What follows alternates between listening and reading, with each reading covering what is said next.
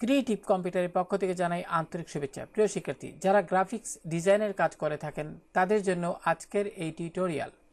তো প্রিয় শিক্ষার্থী, আমাদের অনেক সময় বিভিন্ন ডিজাইন তৈরি করার ক্ষেত্রে ডিজাইনে কিন্তু বিভিন্ন টেক্সট ব্যবহার করার প্রয়োজন হয়। তো এই যে টেক্সটগুলো আমরা অনেক সময় প্রয়োজন হয়, তখন আমরা টেক্সটগুলো কোত্থেকে সংগ্রহ করব? তো এমনই একটি সাইটের সঙ্গে আমি আপনাদের আজ পরিচয় করিয়ে দিব, যে সাইটটি থেকে কিন্তু আপনারা সম্পূর্ণ ফ্রিতে এই ডেমো টেক্সটগুলো কপি করে নিয়ে আপনার ডিজাইনে ব্যবহার করতে পারবেন।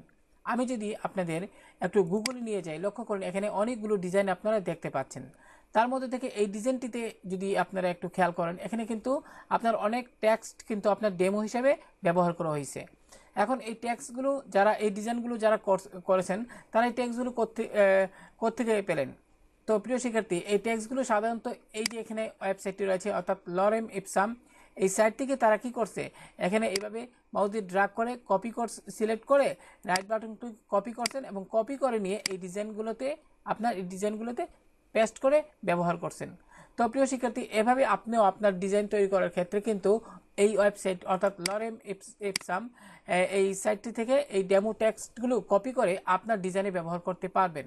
শুধু যে আপনি ফটোশপের বা ইলাস্ট্রেটরের কোনো ডিজাইনের ক্ষেত্রে আপনি এই ট্যাক্সগুলো ব্যবহার করবেন তা কিন্তু নয়। আপনি যদি কোনো ওয়েবসাইটও তৈরি করেন, লক্ষ্য করুন এখানে আমার তৈরি করা একটি ওয়েবসাইট রয়েছে। এখন এই ওয়েবসাইটেও কিন্তু আমি ওই সাইট থেকে ডেমো টেক্সট কপি করে আমি কিন্তু এখানে ব্যবহার করেছি। তো প্রিয় শিক্ষার্থী, আশা করি এই সাইট থেকে আমি আপনাদের সুবিধার্থে ভিডিও ডেসক্রিপশনে এই সাইটের লিঙ্ক দিয়ে দেব, যাতে করে আপনারা এই সাইটে ঢুকে ট্যাক্স সংগ্রহ করে নিতে পারেন।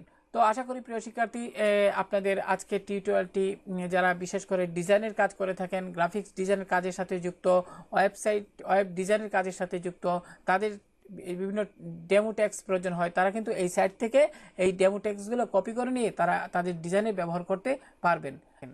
তো আশা করি প্রিয় শিক্ষার্থী, এই টিউটোরিয়ালটি আপনাদের ভালো লাগছে। ধন্যবাদ সবাইকে।